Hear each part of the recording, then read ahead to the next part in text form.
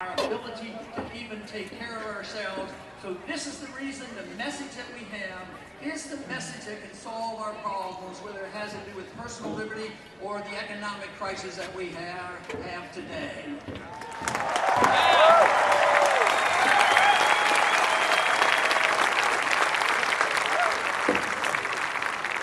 Crisis was brought about because the government was too big and spending too much money. But it was logical that the politicians would continue to do this because they kept getting reelected. The more they spent, the more they pretended they could bring home. Even if they had to tax, borrow, or print the money, they were rewarded by reelection. Now that worked fine as long as we had money in the bank and we were a wealthy nation. But that has changed now. We're a debtor nation. We're the biggest debtor in the history of the world. We owe more money to foreigners than any other country has ever owed before. But the Treasury is empty. It's difficult to extract the taxes. Borrowing power is limited. And also, there's going to be a limitation on how much our central bank can print money. And that is what we have to take care of and make sure that we don't finance government with the Federal Reserve System.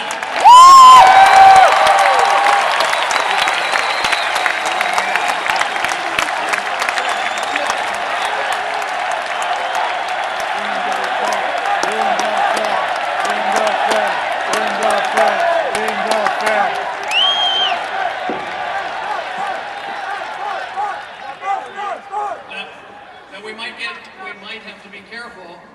Mr. Bernake might hear us.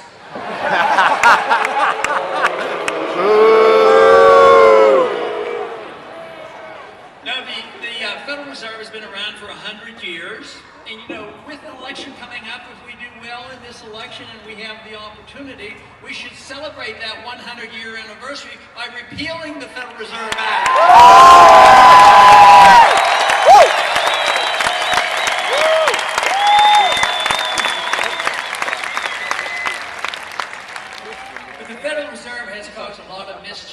Once again, a lot of well-intentioned intellectuals thought that this was a wonderful thing to come around and think you can debase a currency, dilute the value of the money. But that is nothing new. That is ancient. They accuse us of wanting to go back to something honest, like a gold standard in the Constitution. The whole thing is paper money, and debasement of the currency is ancient as well. It is very, very old, and it's dishonest. If you or I duplicated the currency, it's called counterfeiting. When government does it, they call it good monetary policy. But nevertheless, morally, it's the same thing. It's counterfeiting of money, and it should stop.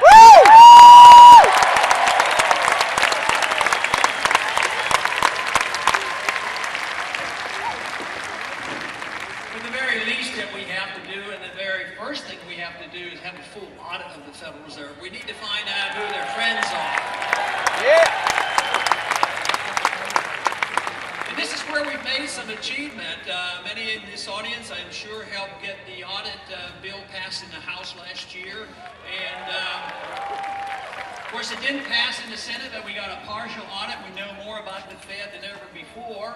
Matter of fact, I was a bit shocked, even though I've been very leery and concerned about monetary policy.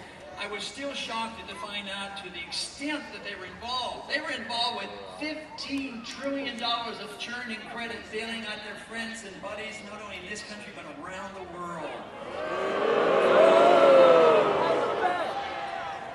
So this is a system that does not reward the middle class. Matter of fact, if you had only inflation, which is the destruction of a currency, and you just excluded everything else for the moment, destroying a currency destroys the middle class. The middle class lose it, and there's an automatic transfer of wealth from the middle class to the wealthy.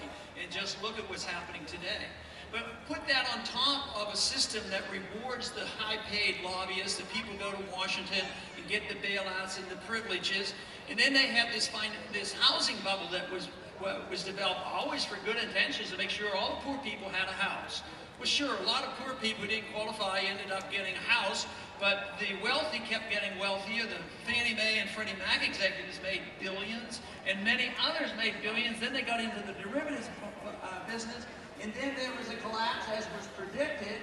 And lo and behold, those individuals who had been running this bubble up started yelling and screaming at you, don't come and help us, we're too big to fail, you have to bail us out or there'll be a depression. Well, the thing of it is, there should have been a depression for them, not us.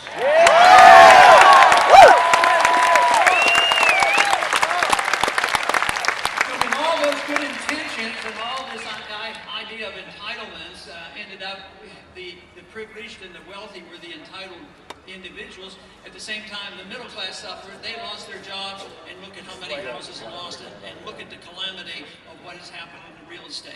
But this is a consequence of bad monetary policy and bad economic policy and a bad understanding. But we don't need to continue to do this. There's a better knowledge about monetary policy and economic system now than ever before. So there's reason to be hopeful that if we ever get our house in order and get our government back in the control of people who believe in government limitation and in our Constitution, growth can be restored rather quickly. But if we continue to try to solve the problem of spending, too much debt, too much printing money, too much regulation, too much involvement, and then we hit the crisis, and what do? They're going to solve the problem by spending more money, borrowing more money, printing more money, taxing more money, and printing. It doesn't work. You can't solve the problem by doing exactly the same thing that created our problem. So I think what we have to do is wake up someday and say that this system has to be changed. We just can't patch it up. Because the Soviet system came apart because of economic reasons. Fortunately, we didn't have to fight the Soviets and have a nuclear exchange. But they failed because their system failed. And today, that is what we're witnessing. We're witnessing a failed system. We're witnessing a failure of liberal economic policy of the Keynesian variety that says that we should have a planned economy. And this is what we're facing up to. But there's no admission now in Washington that the country's broke. So we have been conditioned now for many, many decades that we go to the government and the government's going to bail everybody out. And and both parties argue the same case for different reasons. They all have their special interests. And it's worked for a while because our country was very wealthy and we had a lot of money in the bank. But now it's not the case. Now the conflict comes. Why don't those people get along together in Washington? For a very precise reason. They're fighting over a pie that is practically gone, a shrinking pie. There's no wealth there, and yet they are still conditioned that all wealth has to be redistributed through the federal government. We have to wake up and say the government produces nothing, only free people produce. We need to free up our society.